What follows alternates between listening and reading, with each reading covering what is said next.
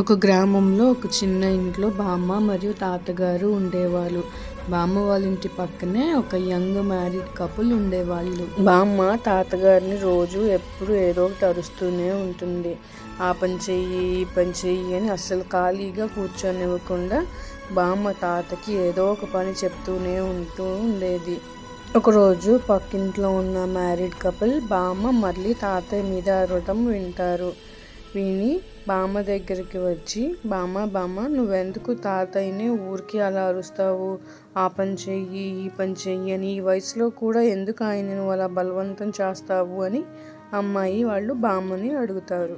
అయితే బామ్మ ఏం సమాధానం చెప్పిందో తెలుసా? ఇప్పుడంటే నేను ఉన్నాను కాబట్టి నేను అన్నీ చేస్తాను. నేను ఎన్ని రోజులు ఉంటానో తెలీదు.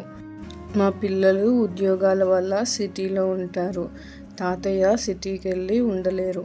అందుకని తన పనులు తను చేసుకునేలాగా, నేనున్నా లేకపోయినా తను బ్రతికేలాగా నేను ప్రిపేర్ చేస్తున్నాను. బామ్మ చెప్పిన మాటలకి యంగ్ మ్యారీడ్ కపుల్ చాలా ఆశ్చర్యపోతారు. అవును, నిజమే కదా అని వాళ్ళు మనసులో అనుకుంటారు.